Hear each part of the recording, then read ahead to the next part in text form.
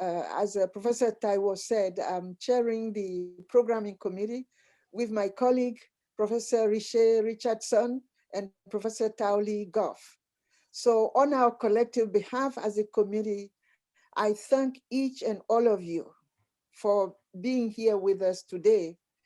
And the committee wants to thank also the Africana Main Office, represented here by Donna Pinisi, who has, you see her, has been really, really remarkable in navigating all these technological world to make sure that we meet virtually in a very appropriate way and productive setting.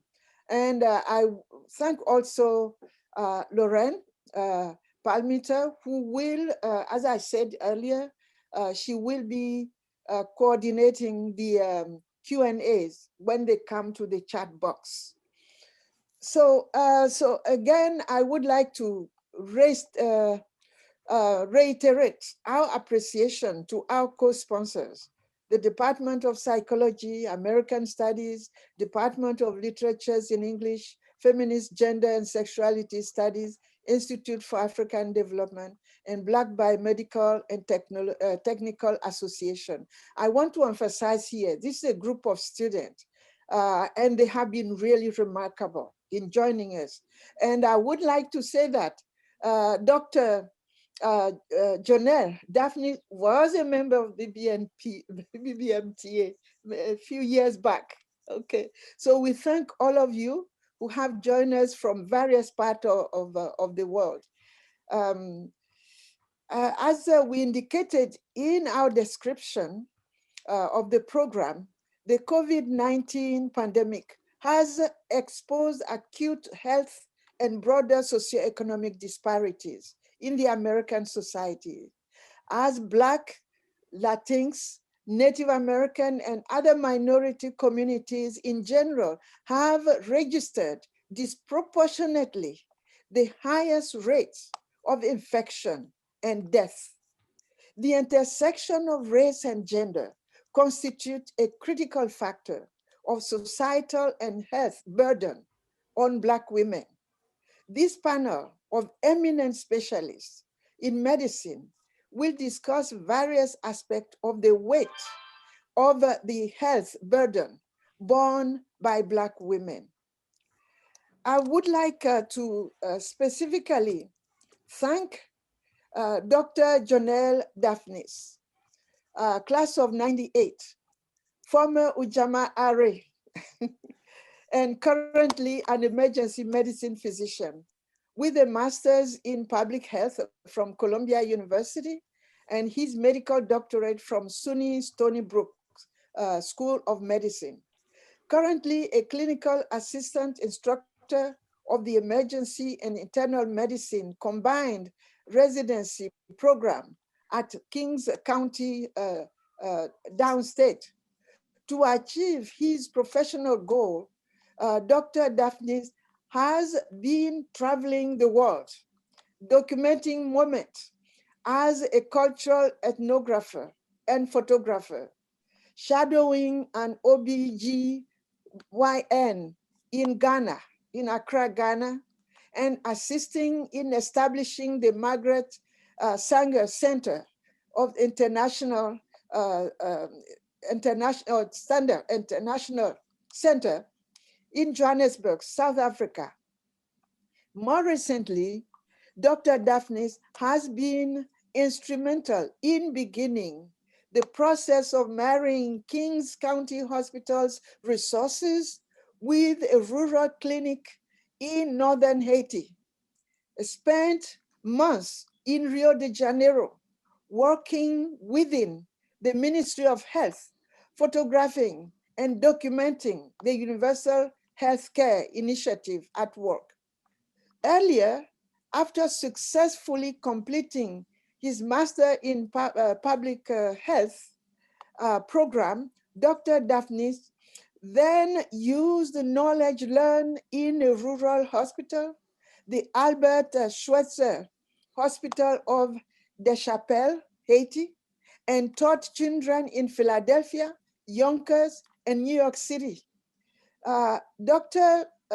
Daphnis helped initiate the public health interest group at Stony Brook University, and he served on the local, regional, and national boards of the Student National Medical Association. He has indicated, we knew that, but he reiterated that he will always be a member of the Afrikaner community. He has showed it marvelously through the time he has put in the effort to help us have this really exceptional panel. So now what I will do, after we thank, join me to thank really Dr. Daphnis, I want now to introduce the moderator, who in turn will introduce the panelists. Well, another familiar connection at Cornell. She will work with the panel. The discussion will start right after the introduction, and pre-selected questions were generated by students. And I want to take the opportunity to thank again BBMTA for its contribution.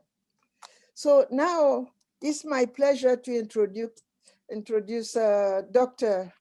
Leslie Alexander, PhD in history. So she's a historian, professor, author, and activist. She received her BA from Stanford University and MA and PhD from Cornell University. She's a specialist in early African American and African diaspora history, focusing on the late 18th century and also early 19th century Black culture, political consciousness, and resistance movement. She has been fortunate to receive several prestigious fellowships, including the Ford Foundation Senior Fellowship, and she has given considerable service to the discipline. Currently, she is the president of the Association for the Study of the Worldwide African Diaspora, also known as ASWAD, and an executive council member of the National Council for Black Studies, NCBS. She also serves on the advisory councils for the Journal of African American History, the Black Scholar, the International Journal of Africana Studies, and the Harvey Goldberg series for understanding and teaching history. Her current research project, The Birth of Black Internationalism, African Americans and the Battle for Haiti's Sovereignty, is forthcoming with the University of Illinois Press. Well, I could have said more about Dr. Daphnis and Professor Alexander, but let me stop here so that she can introduce the panelists and that we can hear all the questions and the answer. So to you, Professor Alexander. Thank you so much. Thank you so much, Dr. Asi Lumumba. It's wonderful to see you and to have an opportunity to bring these folks together. This is really special for me because it has provided an opportunity to bring so many former Cornellians together and to see the extraordinary progress that people have made in their lives and in their careers, and to bring us together to have what I think is a really powerfully important and timely conversation, specifically about the relationship between Black women and health. And I'm particularly excited to see that we have people on the panel who are specialists both in physical health, but also mental health. And hopefully, as the conversation develops, we'll be able to have conversations about all of those things. As Dr. Asi Lumumba indicated, I'm going to start by introducing our panelists. And then we have a series of questions that were sent to us by the members of BBMTA. Thank you very much for doing that. So I'm going to start with some of the student questions, which are more broadly about sort of the progression of your careers and some of the challenges that the panelists may have faced along the way. And then we're going to move into some more specific questions that really get to the heart of some of the public health crises that we're having currently and the ways in which they specifically impact Black women. I'm also hopeful that we're going to have some time at the end for some additional questions. So either now or when we get to that part in today's program, please feel free to submit questions either through the chat or through the question and answer feature. So I want to start by introducing our panelists, and I'm going to start with one of my comrades and friends from my Cornell days, which is Dr. Evelyn Cantillo, who is a doctor of gynecology and oncology at Weill Medical College of Cornell. She completed her undergraduate studies at Cornell University in 1998, which I very dearly remember, prior to pursuing a master's degree in public health at Columbia University. She subsequently earned a medical degree at the Albert Einstein College of Medicine, graduating with special distinction in obstetrics and gynecology. Her residency training was completed at Tulane University, followed by a fellowship in gynecologic oncology and breast disease at the Women and Infants Hospital at Brown University. Dr. Cantillo's practice encompasses the surgical and medical management of broad spectrum of gynecologic malignancies, including uterine, ovary, cervix, vulva, and vagina. She is extensively trained in minimally invasive surgical techniques using traditional laparoscopy, as well as robotic platforms for gynecologic cancer and complex benign conditions. And I have to admit, as a historian, I'm not even sure I know what all of that is. So I'm super impressed, but I'm interested in learning more. Dr. Cantillo believes that every woman with gynecologic cancer should have access to the full complement of care. With this in mind, her aim is to expand access to clinical trials should this become necessary. She is a member of the New Investigators Committee of the National NRG, formerly the Gynecologic Oncology Group, and it is important to her that all populations be afforded the same opportunities and treatment. We also have with us today another one of my Cornell comrades and friends, Dr. Helena Dessy, who is a family medicine physician in the Fairview Medical Network of Minnesota and has hospital privileges at the University of Minnesota Medical Center. She completed her undergraduate studies at Cornell University in 1999, which I also remember very dearly, followed by medical school studies at Philadelphia College of Osteopathic Medicine and residency at University of Minnesota North Memorial Hospital Family Medicine Residency Program. She strives to provide quality care by respecting each patient and family's values, needs, culture, and resources. She believes that it is important also to develop collaborative care with patients, blending patient care, education, and research. I love that. Her care and clinical interests include, but are not limited to, minor dermatological procedures, minor gynecological procedures, pediatric care, prenatal care, preventative care, and women's health. She has recently been recognized by Minneapolis St. Paul Magazine, Top Doctor, and Rising Star. Then we also have with us Dr. Jonae Khaldun, who is the Chief Medical Executive for the state of Michigan and Chief Deputy Director for Health in the Michigan Department of Health and Human Services. In these roles, she provides overall medical guidance for the state of Michigan as a cabinet member of Governor Whitmer and oversees public health and aging programs, Medicaid, and behavioral health.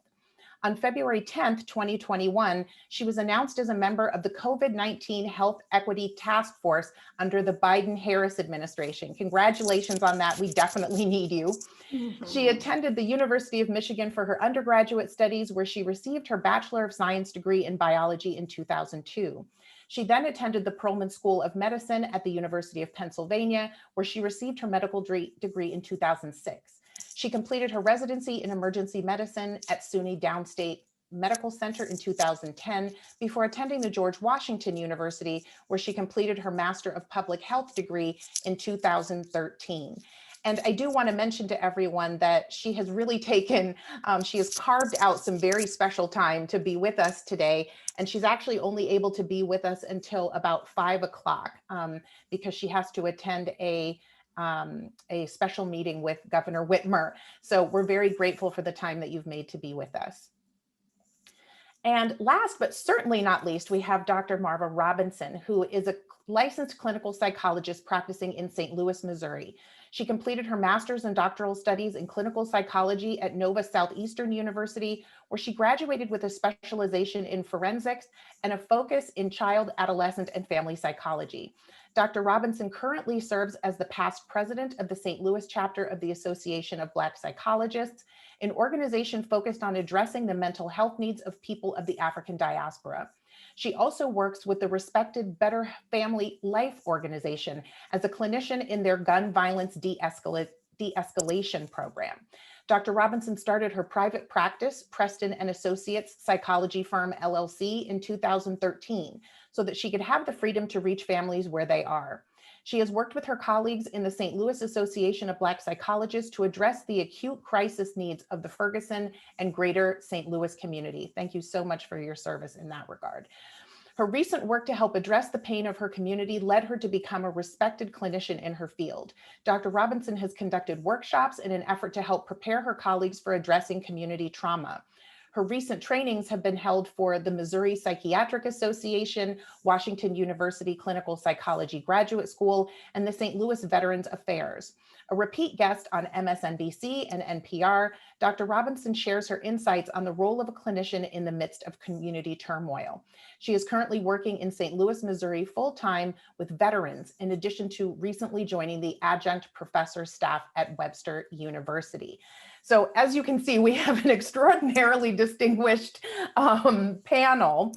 And so as a result, I want to be able to jump right into the questions so that we can have as much dialogue and conversation as possible. As I mentioned at the outset, there were a number of questions that were submitted to us from BBMTA.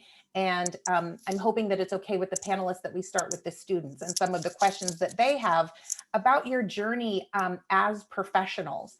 And so I thought I would start with questions that I think are really sort of natural and understandable coming from a student perspective, which are what are some of the things you know now that you wish you had known as an undergraduate going into your chosen professional field? Maybe I'll start with you, Dr. Cantillo. You look like you had a response like you look like maybe that resonated with you. No, I was thinking that's like a loaded. Yeah. So much. I think part of what I would say is that it's possible to enjoy life, like really carve out wellness, whatever that is for you. Now, like wellness is a thing that everyone is pursuing. Sorry, can you hear me okay? Better. I was getting feedback from my computer. Now that wellness is something that people recognize, but back then it didn't have a name. So really knowing that you should really carve out whatever is going to fill your soul is going to make everything else that you're pursuing like just that much better. Like it makes everything better. It's possible to enjoy your undergraduate life from a social perspective and still get work done, which I did not do as well as I probably should have as an undergraduate.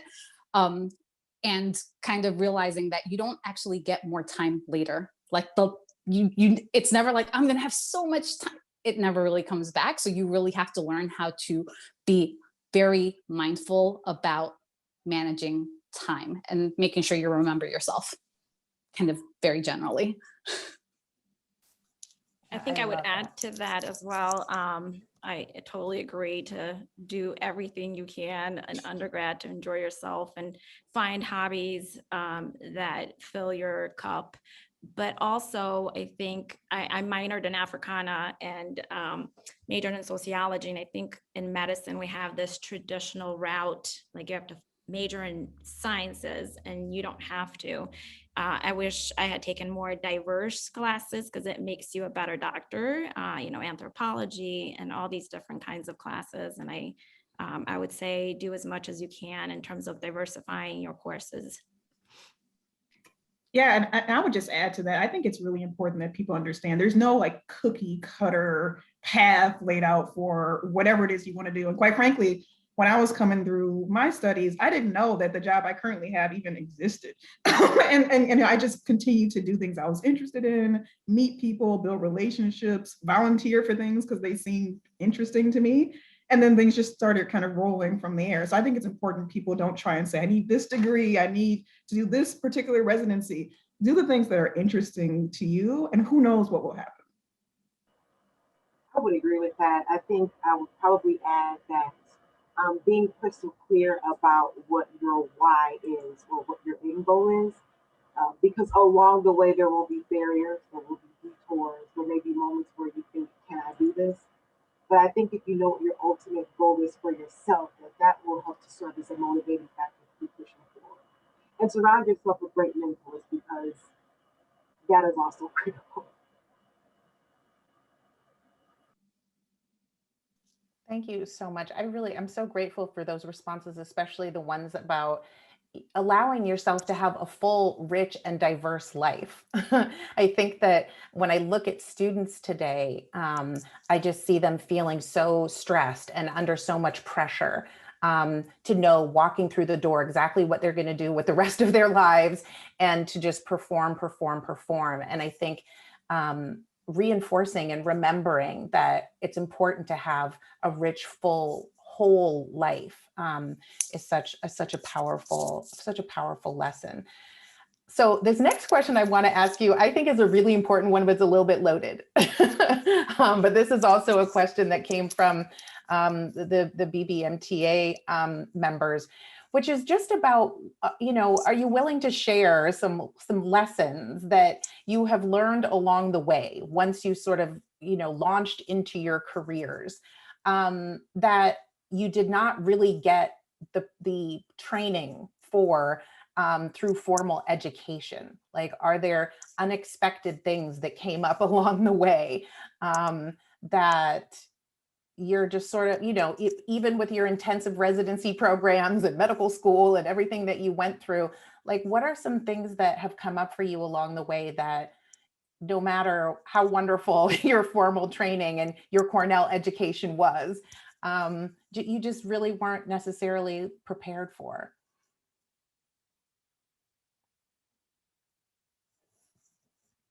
Maybe I can jump in. Like,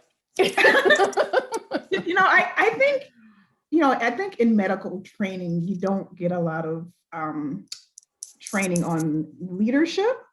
And, I think even in, I got my master's in public health as well. And I think in public health training also, you learn epidemiology or community health, behavioral health, but you don't learn about the relationships and how to speak with and work with folks who are decision makers in your communities. You can have all the data and research studies, but you don't plop a 20-page research study in front of a legislator, right? You have to make sure you translate it in a way such that they understand it.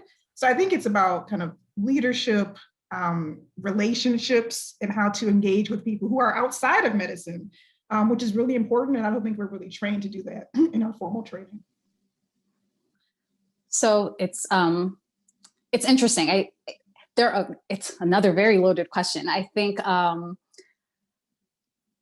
think in training, and I did like a lot of training, and I kind of kept going, even though I thought I was going to stop. I never said no for people. Like if something wasn't going to happen, it was because someone had to tell me no. So I just I was like, oh, this sounds interesting. Let me apply. You know what? This sounds good. This is something that's interesting to me. Let me try to do that. And if it doesn't happen, at least I tried, but I didn't take myself out of contention, which kind of piggybacks off of trying to find mentors. And I know that's a question that comes up later. And there's no one right mentor. Kind of mentors come at different stages, and depending on where you are, there are people that kind of fit specific things that you might need. And realistically, for me, I've never found that one person has been a mentor for all the things that I have needed. And I've kind of sought people out that were maybe either like-minded or I felt like would genuinely help me.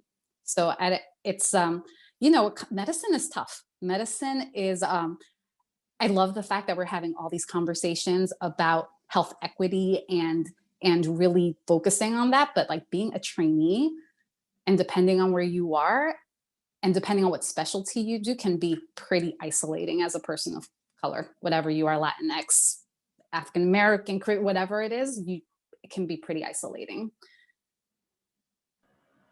I think I would add what our training didn't prepare us for was the business side of things, the branding, the marketing, understanding what your value is. You'll find yourself lending expertise here, or just wanting to be a helping hand, and in the building psychology, you know, all we dedicate everything we have to being this helping professional and listening, but we don't necessarily take this a step back to look at the business side of things. And so I think if I had to do over, I would invest more in that, because it's something I had to kind of learn along the way. But when you think about getting into a private practice, or even if you decide to do work outside of whatever you do full time on the side, having a real sense, literally dollars and cents of what your skill and talent is worth, and going for that and not apologizing for it. And so I think that's something that we didn't talk a lot about. I think for me, like Evelyn said, medical school is tough, and residency. And if you don't have your core group that you can connect with, then I use my residency mates as my support system. So it's important to find support system anywhere you can get it. Also, in medical school, they don't teach you how to take care of yourself. We learn how to take care of others, and residency is the same. It's really important to start early, having boundaries with work and home life balance, and making sure that you're intentionally doing self-care. Yeah, actually, I thank you so much for your responses. And it actually inspired in me a question that I sort of felt like was underlying some of the questions that came up from BBMTA, but weren't necessarily explicitly stated. One of the things I really love about the generation coming up behind us is that they name all kinds of things that we just sort of experienced and went through, but they actually name them. And I hear, you know, I talk to students a lot about the ways in which they struggle with imposter syndrome. And one of the things that I really appreciated about Evelyn's response was that she was saying she just think opportunities would come and she would just put herself out there and apply, you know, apply for them and just let it be. And I'm just curious to know, like, how did it takes a lot of courage to be a medical doctor and to put yourself out there, especially as a Black woman. So, you know, at what point along the way did you struggle against imposter syndrome, if you did? And what are some of the strategies that you use to overcome it and to have the courage to keep putting yourself out there?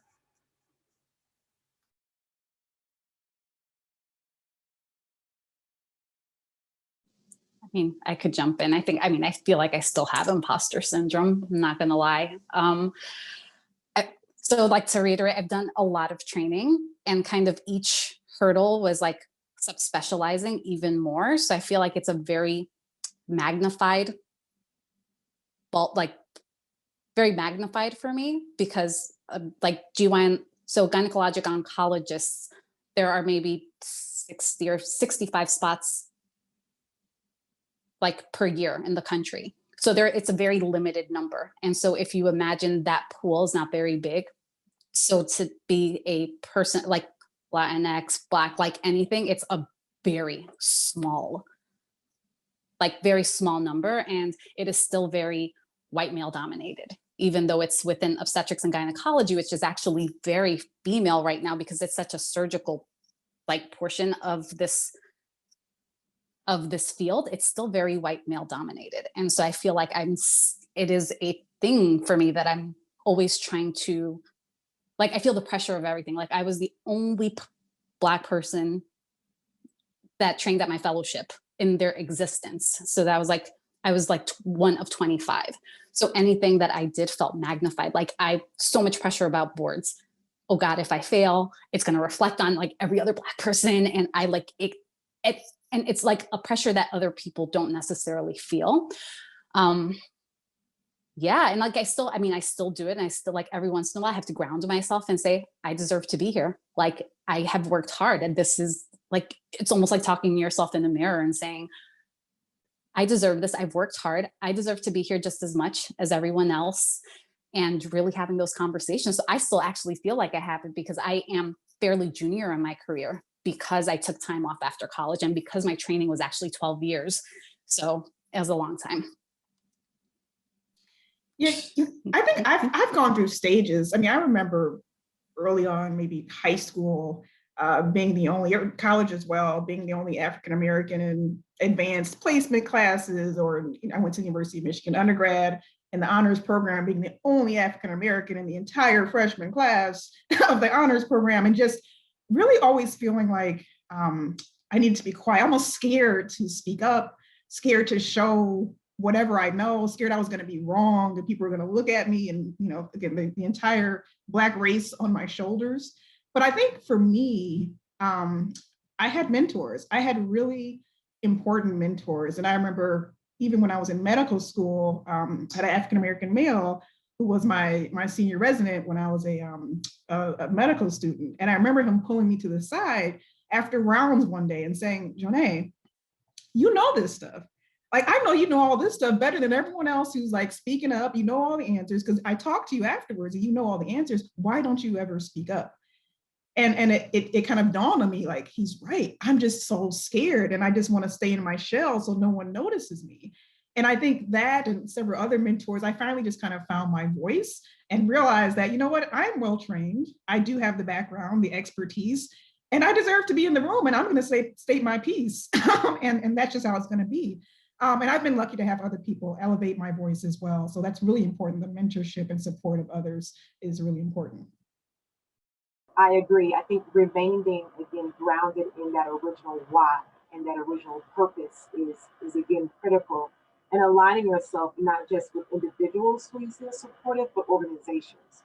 So for me, joining the Association of Black Psychologists was crucial to my identity, because I was in an organization of giants that looked just like me.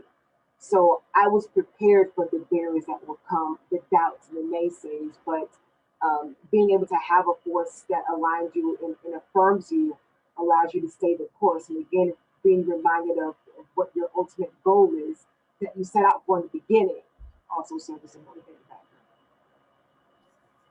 Thank you all so much. You know, it strikes me a number of you have made reference now to the importance, of finding a community and also finding mentors. And it really strikes me the additional level of challenge that can bring when you are still in very heavily white male dominated. I mean, I'm stunned, Evelyn, that, you know, a field like yours is still so heavily dominated by men in general.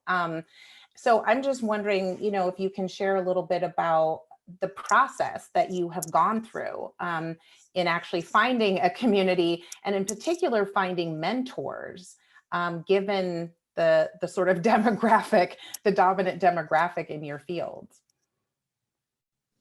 So, you know, I'll clarify. So obstetrics and gynecology is actually overwhelmingly female, which is probably why we get paid less, right? Like, I mean, it unfortunately tracks that way. But I was at Tulane for residency. And at the time that I was there, actually the program was pretty diverse. So I kind of lucked into a program where there was like, I had people that looked like me. And I was also in a city where I was taking care of people that looked like me, which is really important. So that was always like really important for me. So that actually worked really well. Deciding to go into fellowship was kind of a fluke. Like I loved surgery, and I kind of wanted to be able to take care of women with cancer. And I found like it was a big need among, you know, Black women in New Orleans who were either getting to us really late in terms of diagnosis. Really, we didn't have a lot of choices, and trying to figure out how to improve that was something that was really important to me. And I just love that patient population. Gynecologic oncology is actually not as female dominated as the field of obstetrics and gynecology. So that it is actually drifting that way because we have so many more female residents that we're just going to end up getting more female gynecologic oncologists, but it's still a lot of vestiges of the past. So I would say it's probably somewhere about a 50-50, 65% male, 35% female, you know, so it's kind of trending towards female. But in terms of mentors during training, I mean, you're so isolated. There weren't a lot of people that looked like me that I even knew. And the people that I knew were either like on the other side of the country or something. But I will say, I mean, I loved my attendings and fellowship. So like you can find those mentors. They don't have to necessarily look like you. I have wonderful, wonderful friendships from medical school, residency. I feel like all of the training and all the extra experiences make you realize that you can find commonalities that make like that really create these rich existences and these rich ties with people that don't necessarily look like you. And that's okay, because I find that we have had really great conversations, especially now. There's been a lot of dialogue, and they've been really robust conversations. So I feel like I don't necessarily need you to look like me in order to be a great mentor. I need you to like have my back. Like I need you to work with me and find like commonality and like my purpose. And I need to feel that I'm being supported. And that, I mean, for me, it became easy that way because I kind of found people, and those people put me in touch with other people. And there's like this rich network that we don't necessarily know about. When you're like in college, there's this rich network that exists for other people, right? And as you kind of keep going, you're like, oh, okay, this is how things happen. You know, this person knows someone else. And all of a sudden you have this kind of other community. So you kind of have to you have to make it happen. You can't silo yourself off. It's just not, you wouldn't be able to survive. At least I don't think I would. Yeah, I've had similar experiences where I had to actively search, but as I'm looking back now, I think what's more important for my experience would have been getting a sponsorship, like a person who can, you know, give me the opportunities that I could not get if it was just by myself, right? Not just giving me advice about career, but like, hey, there's a job out there, or can you come in this research? That's what we need as Black women physicians, people who have that network, so we can give opportunities to someone else, as opposed to, it's easy. I mean, I can't say it's easy, but I think it's easier to just give advice about the career to anyone. But I think what's really powerful is if we can connect others to opportunities that are available, because the networking piece is really important.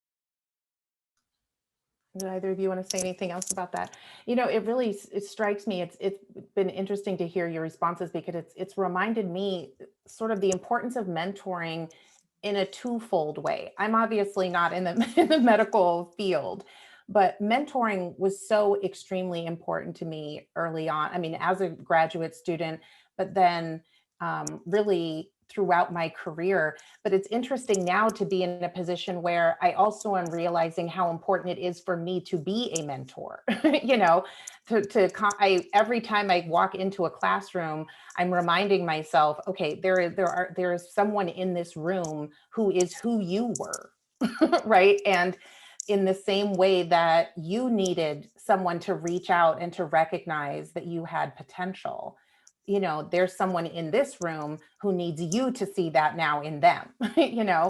And so it's interesting that as your career continues to develop, and even serving on this panel and sharing your insights to the members of BBMTA is so important. So it's a really beautiful thing to see the way that we can always be mentored through our lives, but at a certain point, then we also have an opportunity to give some mentoring back.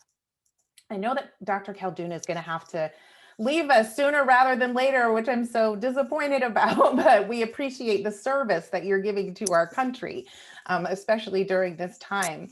But because of that, I do want to switch now over to some of the questions that are actually more about the kind of current medical crisis that our country is facing right now. And I certainly towards the end will be happy to come back to some of the questions that the students who are listening may have. So again, feel free to send them through either the chat or through the Q&A. But I do want to ask you a few sort of real sort of medical based questions before Dr. Khaldun has to go. And of course, you will be unsurprised to know that a number of the questions that came through to us were obviously about COVID. And specifically the impact of COVID-19 on Black communities and particularly on Black women. So one of the questions I was interested in particular is what are the ways, if there are ways, that Black women's experiences relative to COVID-19 are unique or different? And what are some of the challenges that Black women in particular face that other communities do not in grappling with this pandemic crisis?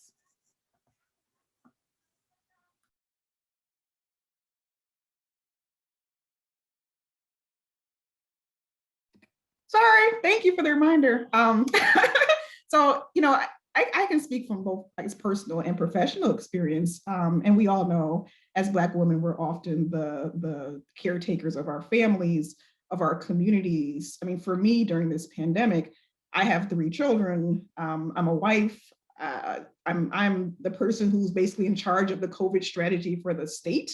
And I take that very personally. My family, both my parents grew up on the east side of Detroit. And for me, even moving back to Michigan 5 years ago, it was really about me having the opportunity to serve my community. And so for me, even the fight for COVID-19 has been incredibly personal for me. Of course, I know people who have gotten COVID-19, people who have died. I still work in the emergency department in the city of Detroit, so I've taken care of COVID patients. And so it's been a lot personally and professionally. But I think on top of all that, it's also just the systemic racism that exists in our professional space. We're all grappling with that. And I think it's challenging. I also, with racism in my community, I live in a nice community in Michigan, and I'm scared. I don't like for my husband to go out to the gas station at night. My 14-year-old son, I don't really want him going on runs around the neighborhood, because I'm scared that someone's going to think he doesn't belong and who knows what's going to happen, God forbid. So I think just all of those stresses, it's pretty intense. It's been a pretty intense year for myself. And I know I'm similar to many other Black women as well. Absolutely. I think when we take a step back, we look at that we've been devastated by this pandemic, and it's been a game changer for everyone. But even in the midst of that, the rest of our lives didn't stop, right? So we still had family members with illnesses, that didn't stop.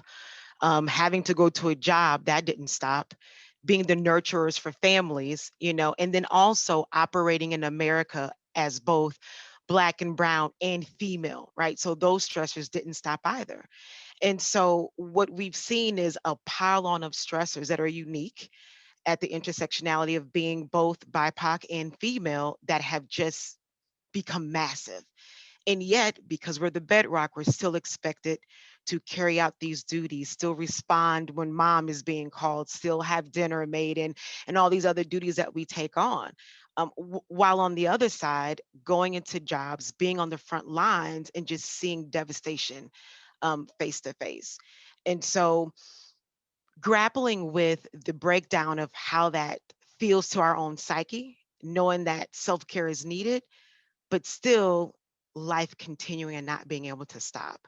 And so I think, it's particularly for Black women, there's an underestimation of the amount of stress and strain that we're under, because we are in this with everyone, but there are so many additional layers when you're operating and functioning not only as a mother, but also as a person of color. And those forces never stopped.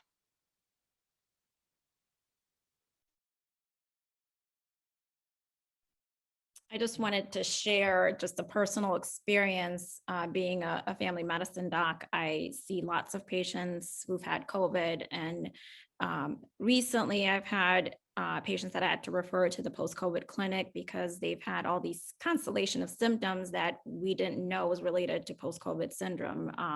So I've had one young Black woman who is a receptionist at one of the large medical centers here that was referred to a specialist with these persisting headaches, fatigue, and she asked to be off from work because she cannot work. She's exhausted every day, and she has to support her parents. She has to support her kids. She's the only breadwinner, and she was told by the specialist, you know, it's fine to work. We're not going to give you a work note. And she came sobbing into my room. Meanwhile, I've referred tons of other women who were not Black. And in fact, I know one of them who was a physician, and she was given 2 weeks of FMLA paperwork. And it's really disheartening where I have to pick up the phone and say, you know, I know this patient well, like she's not trying to get out of work. She's truly sick. And so this, again, with COVID, it magnifies the inequities that's always been there, right? It's not new. We see it, but the ramification of like losing her job, like it's going to drive the whole family into poverty. So it's quite disheartening. Yeah, I also think just the system was already built upon like systemic racism, right? So like it was already functioning at that level. And then you have this catastrophic like once in a like century pandemic. It needed less than that to like really show the cracks, but you have that and it just kind of magnifies everything, right? Because what we essentially have is a system that is separate and unequal. Like if you have insurance, right? So then you have to start thinking about the economics of it. If you have private insurance, if you have a job that provides you really good insurance, like you are in a completely different place than if you have, government insurance, or if you're on the exchange, like so you could be seen at some places, but not others. And those places might not provide the same type of care. And I mean, that's already baked into like the mix, right? And so then you compound on that the fact that, as they documented, most like Black and brown women were essential workers, which apparently just means like we can make you work a whole bunch, but not like, and just say that you're essential and not give you anything for that. And they have to already work 2 jobs to begin with. They're already working more because they don't have great benefits. They sometimes are either underinsured or uninsured, and they get sick and they don't have great resources. Like it is like a spiral. It is so devastating, and in New York City, the rates at the height of COVID, the rates of morbidity and mortality for Black and brown populations in general were like 3 or 4 times higher than for their Caucasian counterparts, because, they're in more concentrated areas. They might not have a place that they can escape to upstate. Like they have to come into work because they need to survive. And it's just, it's not an easy fix, if it was, I think we would hopefully be doing it, but it's really, really, it is a lot of stress on already existing stress that I think Black women, Black people deal with all the time, the micro and macro aggressions. Thank you so much, Dr. Khaldun. I know you're going to need to leave in a moment to go meet with Governor Whitmer. Do you have time to reply to one more quick question, or do you need to go? Okay. Yes, thank you. Okay, so if at some point while other people are responding, you need to dip out, we totally understand. And we just want to thank you again for being with us for as long as you have been able to be today. And again, thank you for all the important work that you're doing. It will be unsurprising to the people on this panel who actually know me that I'm interested in a question that does relate a little bit to the history of the Black community in this country. And it's particularly around the question of vaccinations and encouraging people in the Black community, but all in the Black and the brown, right? In all of the BIPOC communities, to sort of trust a vaccine, especially one that is being sort of pushed and advocated for by the federal government. I don't think I have to tell anyone on this panel the sort of long history of problematic relationships, especially around medical care, the Tuskegee experiment and gynecological experimenting on enslaved women, right? There's a very long history of sort of problematic medical practices relative to Black and brown communities in this country. And it immediately came up for me, right, when the pandemic first began, and then they're talking about vaccines. And I consider myself to be a pretty reasonable and thoughtful person, but it does trigger, right, this history that we know about. And so the question I have for you is, medical experts, do you encourage Black people to get vaccinated? And if you do, how do you go about sort of talking about, especially to Black women, but to the Black community in general, about the importance of getting vaccinated, and how do you address the legitimate concerns that people have about the history of medicine? Maybe I'll start. I think it's really important. It actually bothered me in the beginning that people spoke so much about, the Black and brown community is so vaccine hesitant. And you just automatically got labeled as being hesitant if you were someone of color. No, it's Black and brown people really want to take care of themselves and protect themselves, and there are valid reasons for the mistrust. So why don't we start having some conversations, let those questions be asked, and then let's make sure we're giving folks the information they need to make an informed decision about the vaccine. And actually with the data, that's what we're seeing. As people are seeing more, getting their questions answered, people are choosing to get vaccinated, which I think is really, really important. And I'll also say we have to use trusted messengers. It is such a blessing. For me, I've been pretty much in just about every press conference with my governor over the past year. And so I'm a known figure in the state of Michigan, a Black woman ER doc with an afro. And so for me, I really try to make sure that I am out there, that I'm having town halls, I'm in the community, because I do know that it's important that people see me and they know that if I'm talking about something, I'm not going to be lying to them. These are my folks as well. So I think it's important that we also just use trusted messengers. I also think language is really important. Vaccine hesitancy, like it's similar to like this patient is non-compliant. Like once you label people a certain way, and it also has its own connotation that comes with it, you're already saying like it's the patient's fault. It's that person's fault, right? Whereas like, it's a new vaccine. You know what? People have really legitimate reasons for having issues with trust. And so it's not vaccine hesitancy, because that is a them problem. It is what have we done as a medical establishment to make people feel uncomfortable with this, and how do we address that? And I think language is so important, and that's going to take change, a lot of change at a lot of different levels. But it starts with language, and it starts with kind of reframing ourselves. I like that. I recently came across a flyer that said, debunking COVID vaccine myths with African Americans. And, right from the title, I didn't even need to read any further.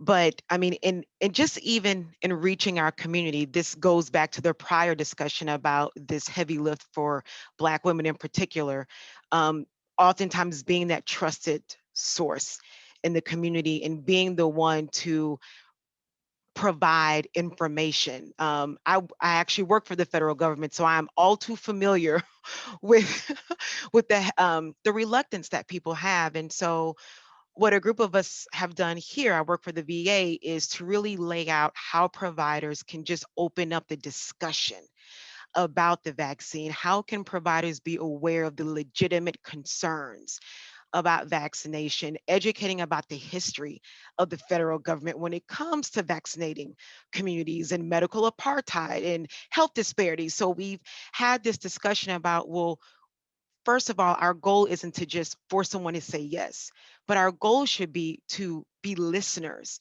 to make space for the conversations. The goal isn't to change someone's mind that one conversation, but at least allow the space for people to be heard, because we've created the mistrust that's there. And so we have to be a part of that listening and a part of that solution. So, you know, doing the lift of creating flyers and handouts for other providers to kind of say, this is the way that we do this. Because I do think that it is important for our community to be vaccinated, but it definitely will take some time in building trust. I think a number of the points have already been made, but as a family medicine doctor, I am blessed to be in the position where patients trust me. And so my role is to make sure that I'm up on all the data, right? Medicine changes almost on a daily basis, particularly with COVID. And so that's been what's challenging, is making sure that I am providing the most accurate information, because often a lot of patients find information on the internet or like on social media. And so like you guys said, it's just opening up that conversation and making sure that patients don't have any questions. And again, the language is very important, addressing all the unethical medical practices that have been historically done by to Black people is important to have that conversation. It really strikes me too, you know, especially when Evelyn was talking about issues of language, and Dr. Khaldun was talking about, you know, the importance of trusted messengers. It really strikes me again, the importance of having women like you in the roles that you are in, because, you know, having people that we can trust to come to with our questions. I remember when you know, COVID was first becoming a thing, right? And there's all these questions about, well, what is it? And what do we do? And all those kinds of things. You know, I have like text message chats going, you know, with various friends. And actually Dr. Daphnis, who's the one who coordinated this, and Dr. Morante, who I think is in the audience right now, are two of the people who I texted to be like, okay, so what do I do about my mom? You know, like, what do I do about, so, you know, having people who you know and trust is so important. And it's what it shows the privilege, right, that comes from being a person who has access to Black and brown doctors that you can trust, right? And how important it is that that we continue to show up and serve our communities in those ways.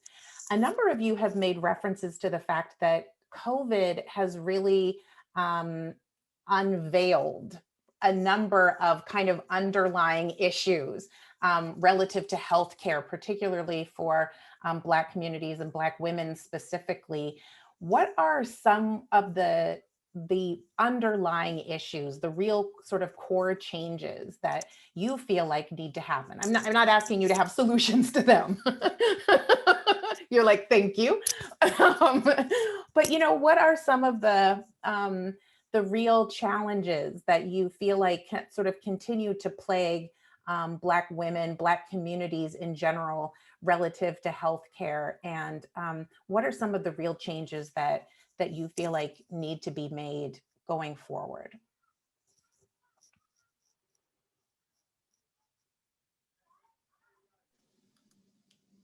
Boy, that's tough. Dina, do you want to start?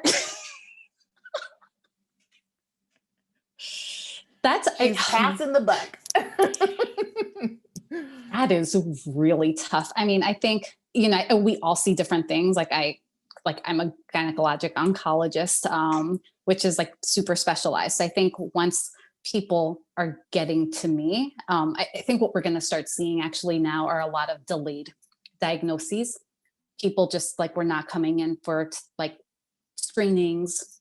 Either they were canceled anyway, so it's not like they canceled them, they were just canceled for them and not rescheduled. And people just were not trying to leave, you know, they're trying to minimize their activities. So I think as we start opening back up, we're going to start seeing more people that are maybe kind of diagnosed later with cancer. You know, I think the step before that is the kind of the step before me is like a general obstetrician gynecologist, or like a general like family practitioner or primary care doctor who sees a lot more people than I do. Like it's a pyramid and I kind of go up here. The issues that I see are delays in referral. So like the advocacy for one group of patients is not necessarily seen for another group of patients. It does go away with economics. So like, I think if you have great health insurance, you're like, and you have a really good doctor, they're going to advocate for you. And those people tend to get, I don't find a difference there, but it's the people that are, you know, maybe they have to skip around, or they're seeing different providers, or maybe they're going to like a community health clinic, which they provide great care, but you might be seeing different people. You get lost in the cracks. And that is a problem that existed before this, right? And those systems are just overwhelmed. They don't have enough people. We don't have enough doctors that provide primary care in this country in order to act as that sieve to refer appropriately. So you get very disparate rates of appropriate referrals, which I think just adds on to issues of inequities. I think it's just such a massive problem. Massive. It's hard to kind of say this, because I mean, healthcare doesn't exist on its own, right? I think structural racism is in every aspect of our world. So fixing just healthcare is not going to fix society. So that's the hard part, particularly for primary care and family medicine. I think one, it goes back to what we learn in medical school, you know, racialized curriculum. You know, there are a lot of misconception about what Black people feel. You know, they have high tolerance of pain. Just, you know, lab results that are based on race, which doesn't make sense. That's still, we are practicing currently, right? So that's one, just, and then the other is also access. And I hear, it's heartbreaking how many Black women seek me out saying, no one hears me. It's sad. I talk to my white doctors about A, B, and C, and I walk out with no answers. And I don't even know if they heard me. And that's heartbreaking because that's what they're there for. So again, it's finding, and like Evelyn said, there aren't enough of us to be advocate for patients, but also I do run into patients that are amazingly resistant and resilient, and they don't stop, right? They keep going to provider after provider just to find you know, the answers that they're seeking for. And it's heartbreaking that we have that extra burden that no one else has to do to find a simple answer. And hence maybe delayed diagnoses, right? Because no one is understanding that they have bloating and pain, and no one imaged them because they're like, you're fine, you're just complaining, you know? So there are just so many different answers to that. I don't know. Yeah, and people get so turned off by the healthcare system that they just stop going, right? So like Yes. I mean, the number of women that I have seen for kind of benign conditions, and they end up with me and they're like, I haven't seen someone in like 5 years because the last time I went, they made me either feel terrible about myself. They made me feel like I was crazy. They tried to say my pain wasn't real. Like all of these things still exist. Like it wasn't like within the last 5 years, there was actually a study that was done on emergency room medicine physicians, their residents. Like all across the board, they said that Black people they did not experience as much pain. They did not give them as much pain medication. This was documented in a study within the last 5 years. This is not theoretical. This is a thing that exists. And, and that's just one study. Like this is pervasive in medicine. So people don't feel like they're seen. They don't feel like they're heard. And then they also just stop, because why would you want to go and see someone that's going to make you feel terrible about yourself, or that doesn't treat you with respect? And for those people, I would say you feel defenseless because you're a patient and you trust in these people. And that's really frustrating place to be. You have to be your own best advocate. Like you just have to seek people out that hear you. It's possible, but like Dina said, I've had people that are like, I just didn't go back to them, but I went to someone else and I like them and I'm going to stick with them. But that actually takes perseverance and it takes time. You might not have that much time. You might have that one day to go see your doctor and then you might not be able to make another appointment. So it is really layered and complex.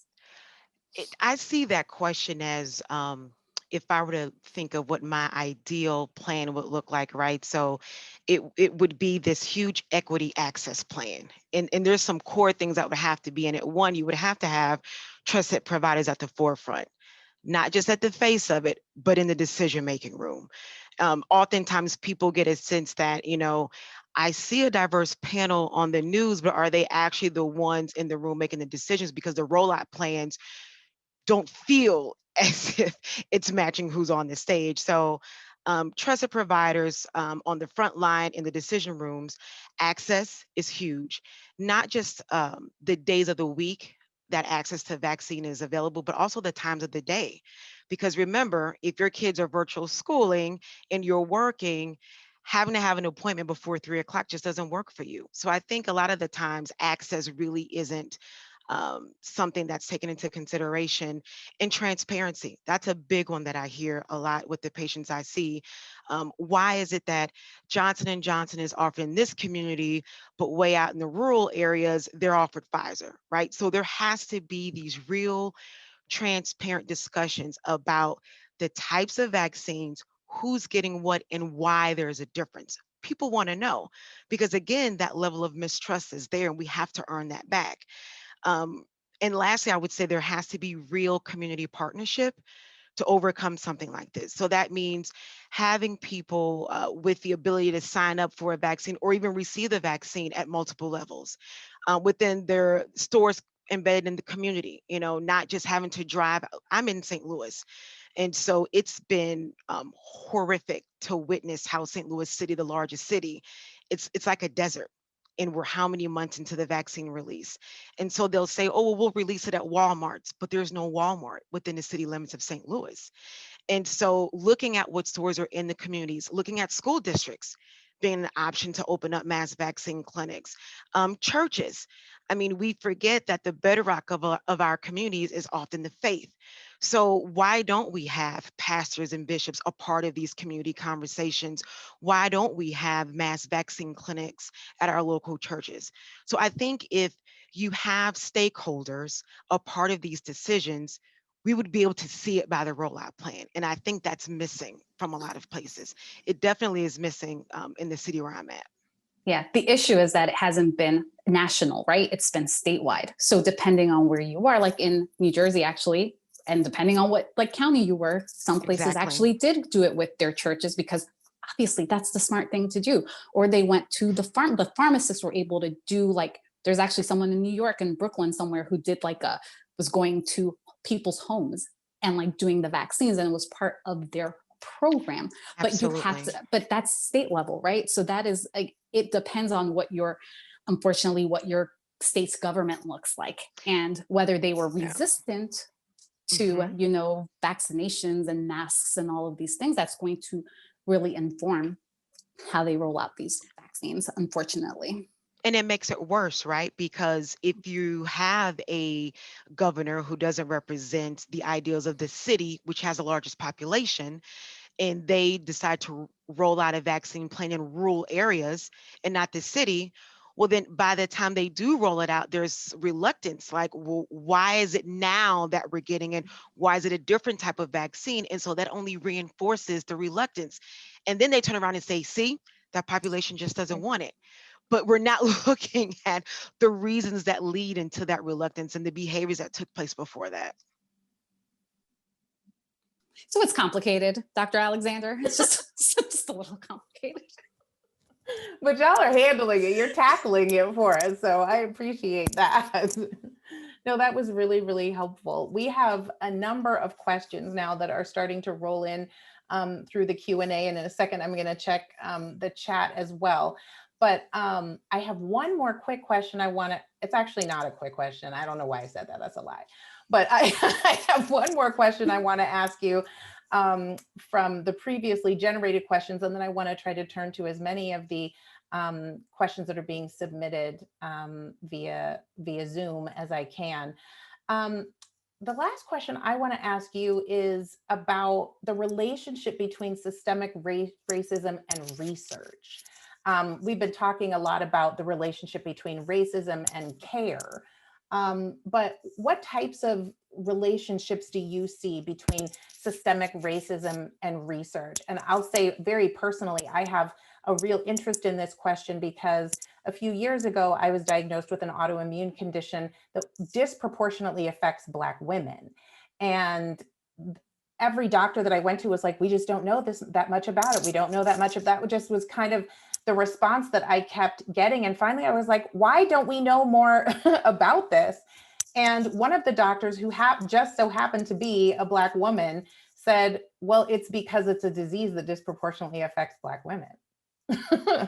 And I was like, whoa. I mean, just realizing that the significance of that because there is a disease or a condition that disproportionately affects Black women, there's just no money and no support for researching and addressing it. So I'm just interested in your perspectives from your areas of specialty about the relationship between racism and a lack of meaningful research in certain areas.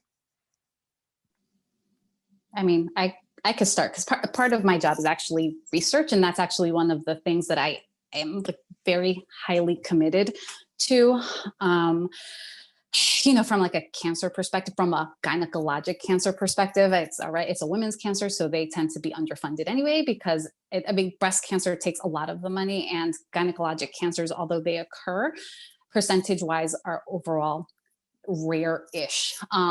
Not so rare that they don't happen. They definitely happen. And, you know, in terms of endometrial cancer, we know that Black women are actually diagnosed with more aggressive forms. Their survival outcomes are poorer than their white counterparts.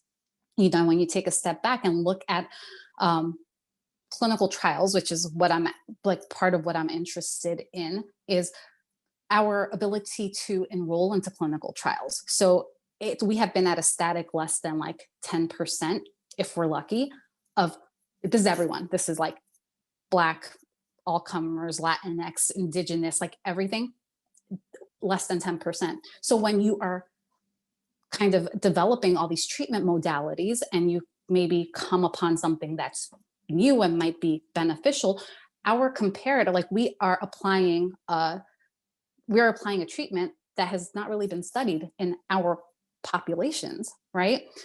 So it is difficult because we need to increase enrollment into these clinical trials. I think that's really important. I think that's where we find our really like amazing treatments. We need to be able to inform our treatments based on treating the actual populations. And we might find that it's not as helpful, or maybe something else is more helpful, but we don't have the numbers in order to make that distinction. So that is like number one issue.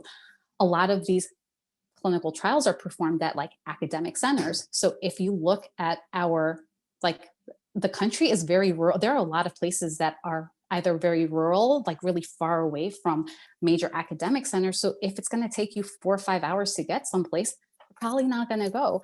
And so you're already geographically spaced out. There are a lot of, we have to be very directed in terms of how we attempt to address issues of lack of diversity in our clinical trials. And it can't just be like, we're going to enroll more minority patients, which is the line that's put into all of these clinical trials, without having an actual plan for how do you do it?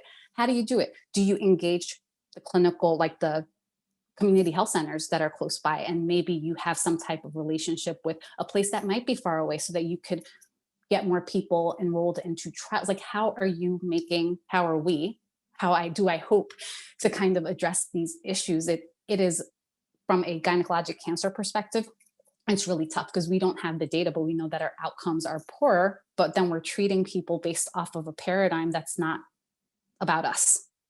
So it's a lot.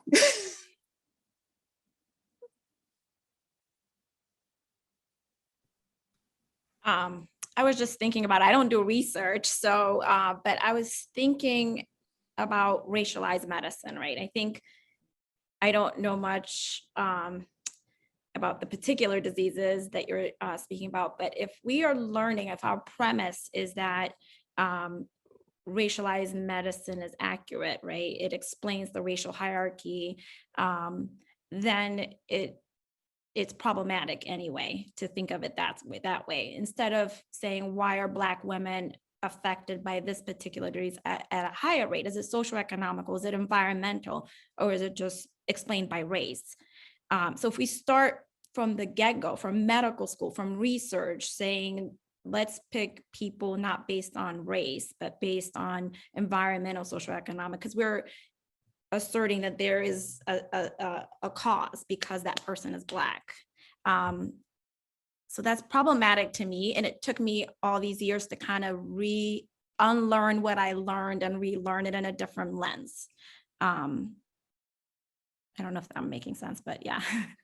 You know, I think what we're finding as we move towards, we are moving towards personalized medicine. And so even though, yeah, like these small little differences, these small little snips and small little changes could actually be important. So it's not, and like, I totally get your point about what you're saying. However, there might be, I mean, the reason we know that there's a BRCA gene mutation is because the Ashkenazi Jewish community is pretty tight knit and they have a founder's mutation. And so, you know what, we have a medication right now that actually increases survival in women with ovarian cancer who have a BRCA mutation. So that particular group can benefit from that. But if we don't have enough data to really find these small little variations, because they're small, right? If we don't have the information, like we just don't know. We don't have the information to say that, oh, maybe you know what, instead of using that medication, maybe we should check for this, or maybe this is something we should be interested in. This might be a better medication in this population because of that, because they express this gene. And these are small, but if we don't know, like then we're in the dark. I think it also has to do with funding. I mean, when we talk about institutional racism, where the dollars are, that's where you're likely to see what's a priority and what isn't.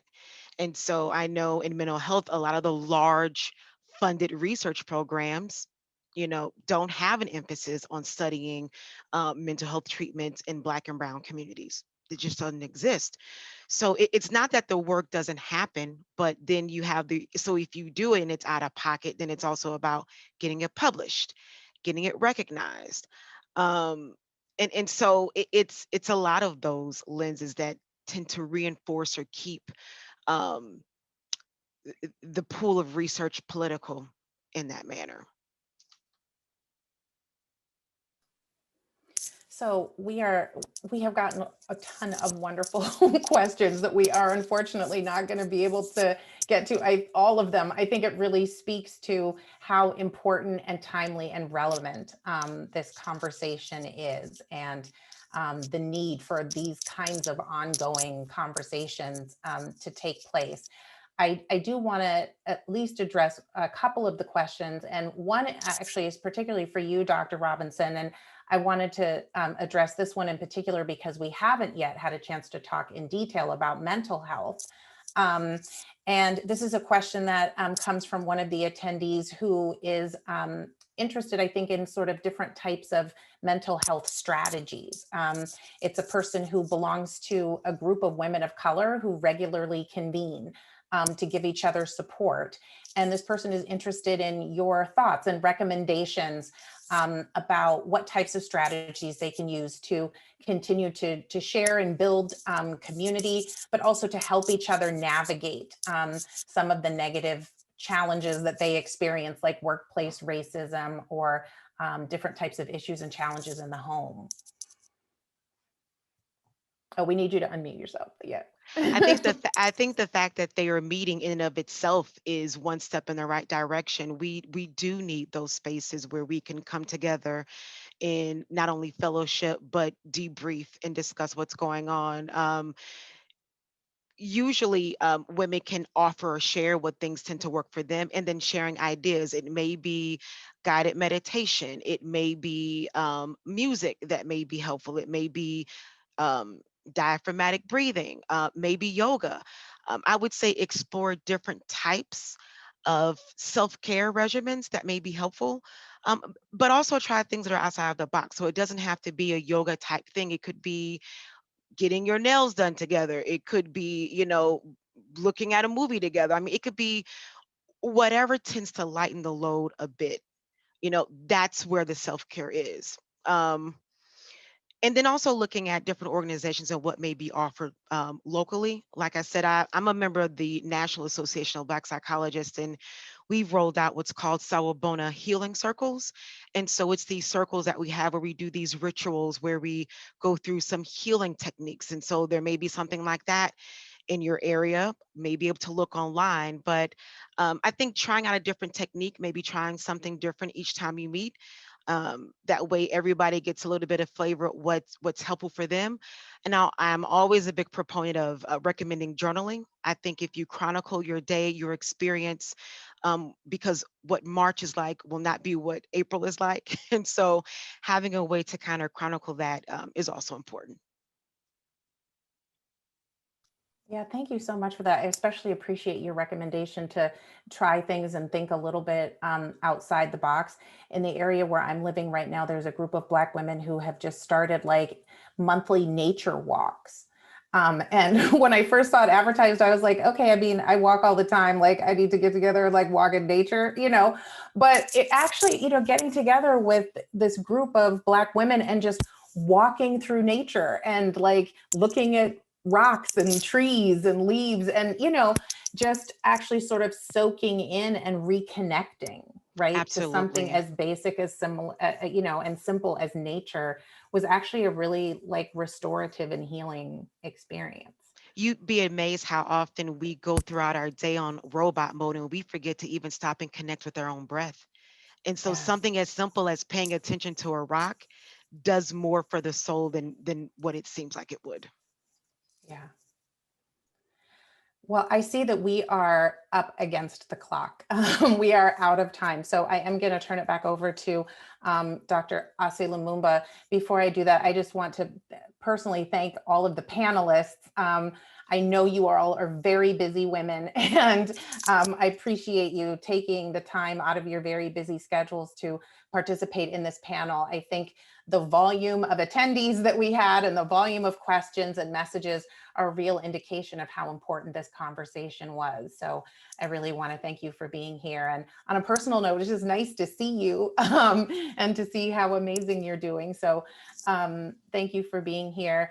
I also want to say again, a very special thank you to Dr. Daphnis for bringing this group and panel together and for all the hard work that he did to corral us and get us organized to do this. And thank you very much to my beloved home, which is the Africana Studies and Research Center at Cornell University, for hosting us. It's wonderful to see you and to be able to reconnect with you. So if there are any students still listening, I want to give just a very quick personal plug about the fact that next academic year, I will be teaching at Cornell through the Society for the Humanities for one semester. I believe my course is actually being jointly offered through the Society for the Humanities and the Africana Center. Enrollment is apparently very limited, but I will be teaching a course in the spring semester that focuses on the history of policing and incarceration in Black communities. And it's a class that's going to start all the way back in the colonial period with policing and surveillance of Black communities under slavery and take it up to the present. So if there are any folks who are still watching and listening who are Cornell undergraduates and still have a year or more to go, please take a look out for my class. It'll be nice to be back at Cornell. So thank you again to the Africana Center, and Dr. Ase Lumumba, I will hand it back to you.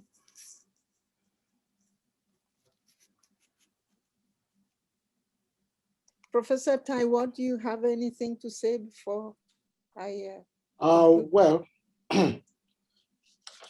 a very pleasant thing to say.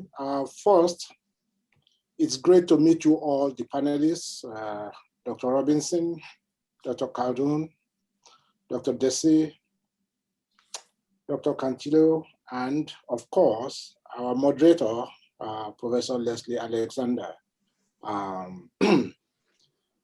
I want to thank you all jointly and severally for sharing your expertise, for sharing your wisdom, for sharing your humanity, and most importantly, for reaching out to our students and letting them know that nothing is impossible. That for me is a heart warmer, especially the care that you have all taken to address the concerns, of our students. And I hope this continues to be a place of valuing, of mentoring, of growing the future into a more healthy, and I mean healthy, both mentally and physically, for all who pass through these portals. I take it that when you were here, some of that happened, and there's a reason why you have such fond recollections of this place.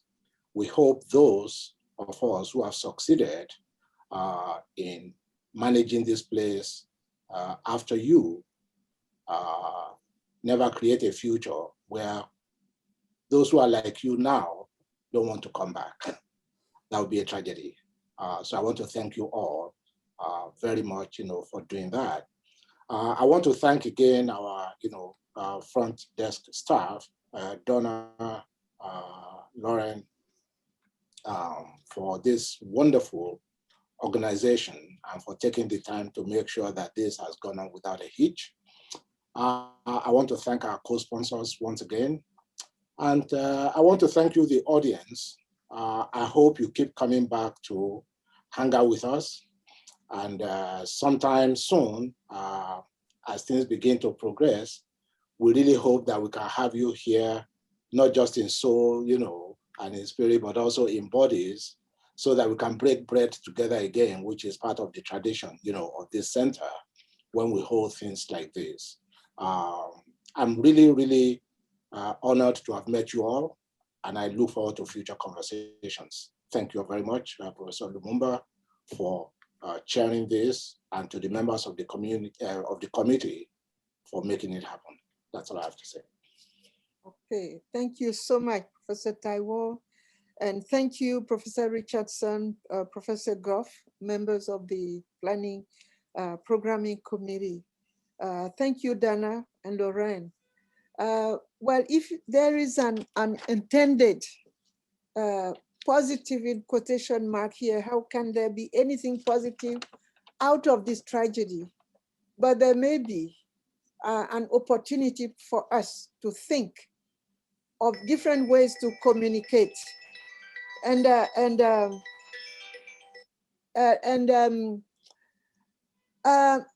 technology, how we have been able to use it to connect. And as Professor Taiwo was saying, and personally, I believe there's no substitute yet for giving face-to-face. Even if we can't hug, let's do the Wakanda salute. So, yes, I really hope that we will be able to come together. We're thinking of ideas of bringing us together, probably round a conference. So all these themes that we were unable to finish to explore in one session, they will give us ideas, and we would like you to stay in touch to give us some feedback in terms of where the issues are and where we can best serve our community, serve our undergraduate students, the BPMTA, and others. And the example that you don't have to major in biology in order to become a medical doctor, an Africana major, you can evolve in those areas. So all these are really of incredible value. I would like to say that, Dr. Daphnis, you have those values.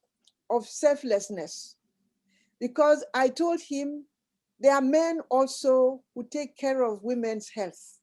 So can we have a man on this panel? He said no. Because of the topic, out of respect for our women, and also in celebration, genuine celebration of Women History Month, let me support the process without being there. So it is just amazing how those values are carried out in everything. I should have mentioned that Dr. Daphnis is in New Orleans. This is where he is based. So I don't want you to take too much more time beyond our scheduled time.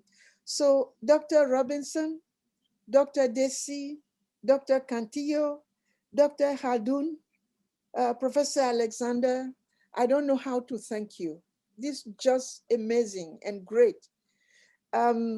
So I want to invite you back, even when we discuss other topics. In April, we will have an event on a book that is being finished. I talked to the publisher today. They're going to send it last stage. It's called Pan-African Connections, Personal, Intellectual, and Social. It's the journey of one of the professors here, Professor Loxley Edmondson, a living Pan-Africanist from the Caribbean, studied in Canada, and then taught in Africa, and came back to the United States. So he has this really fascinating, every time we talk, I learn something about his experience. So we will have that book that came as a result of a conference we organized when he retired. By, thanks God, he's alive. So he's a living Pan-African who will join us. So the date, specific date, I'm told by the publisher, is better to schedule it for the last week of April. So check on us, come back to us when you physically can, but until then, connect with us through the technology. And our students need you mentorship. They need your inspiration. So I would like to stop here and thank you again so much, each of you, for what you have done for us today, despite, and perhaps because of all the challenges, it was very much needed. So thank you, and have a good evening or good day, or depending on where you are. And again, please stay in touch, and we are most grateful. We are most grateful. Thank you. Thank you so much for having us. Thank you. Thank you. Okay, bye.